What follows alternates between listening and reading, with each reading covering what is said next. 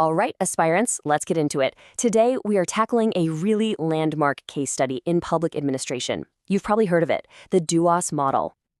So that's the big question, right? And in this explainer, we're not just going to tell you a nice story. Nope.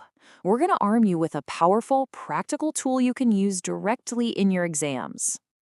Okay, so let's get right into this framework. It's called the ETHICAL framework. Think of it as your secret weapon for case studies. Why? Because it makes sure you cover all your bases, giving you a structured, comprehensive answer that, let's be honest, is exactly what examiners are looking for. So, here's how we're going to break it down. We'll start with the crisis itself, then walk through each letter of our ETHICAL framework, and wrap up with the key takeaways for your exam.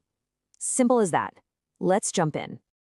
All right, first things first. To really get why the solution was so brilliant, you have to understand just how bad the problem was. We're talking about a full-blown emergency. And this is our first step, the E in our framework, establishing the context. I mean, just look at this. This wasn't just a bad summer. This was a complete systemic failure. That term, gray area, that's a huge deal.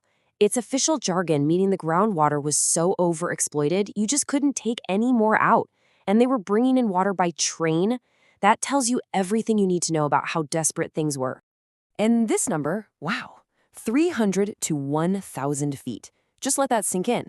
Can you imagine being a farmer and having to drill that deep just to hit water? The cost would be insane.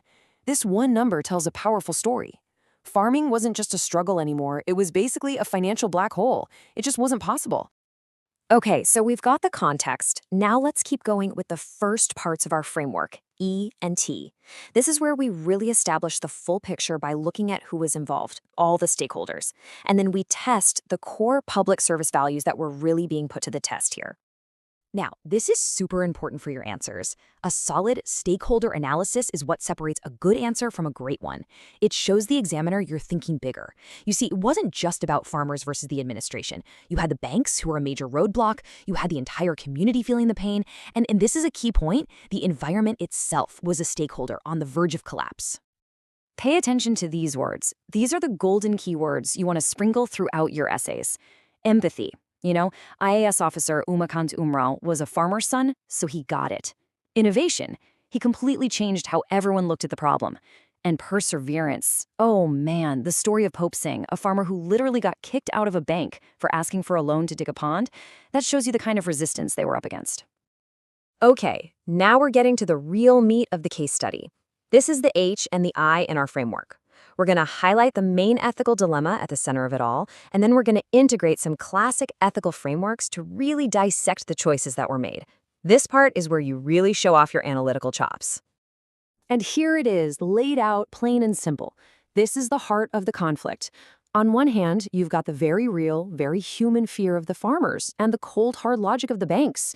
You know, I can't risk my land. This is too risky an investment. Totally understandable, right? But on the other hand, you have the administration's duty, its core responsibility, to think about the long-term good for everyone. Short-term individual pain versus long-term collective gain. It's a classic public policy dilemma.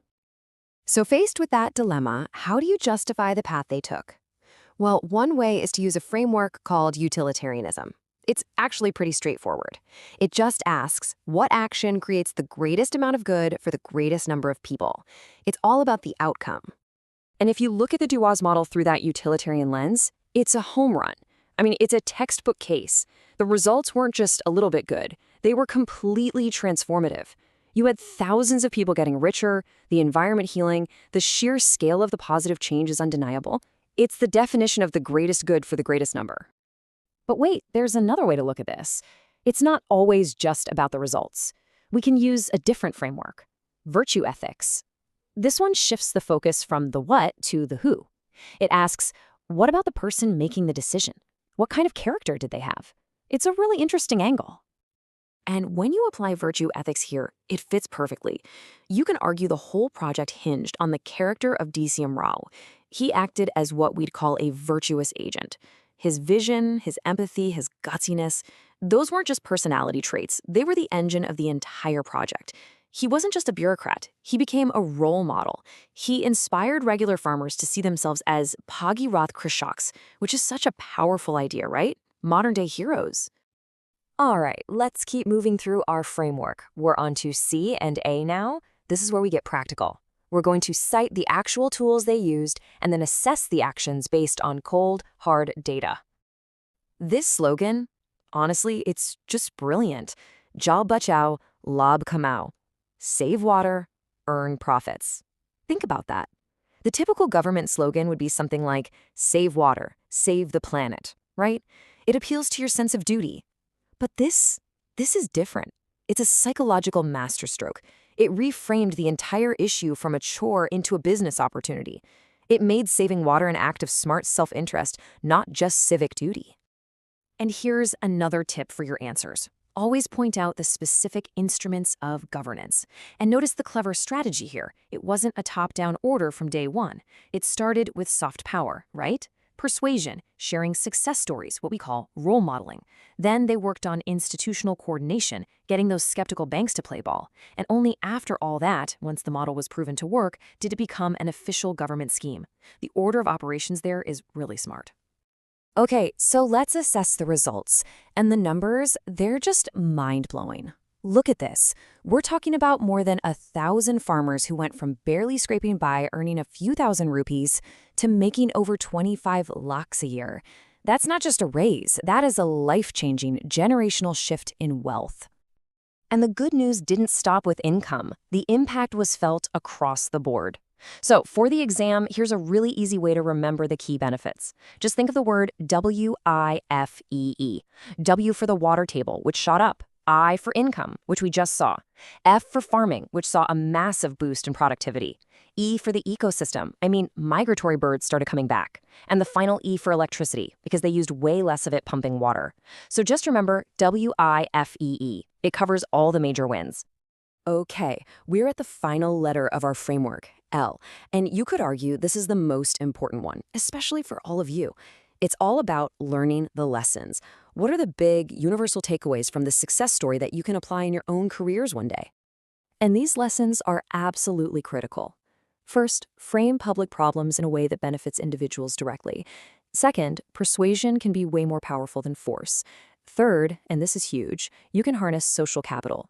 You turn citizens from people waiting for handouts into active partners. It also proves that sometimes small, local ideas are better than giant, expensive dams. And maybe the biggest lesson of all, you don't have to choose between the economy and the environment. You can have both. In fact, one can fuel the other. All right, let's bring it all home. We're going to put everything together in one final summary. Seriously, this is the slide you'll want to take a picture of, or write down the key points from. This is your revision cheat sheet for the Dewas Model. So, when you boil it all down, what's the big takeaway? The Dewas Model is so much more than a success story about water. It's a masterclass in ethical leadership and really creative governance. It shows that it is possible to find solutions where everyone wins: the economy, society, and the environment. And that leaves us with a final question for you to think about. What are the other huge, wicked problems we face that are just waiting for their own save water, earn profits moment?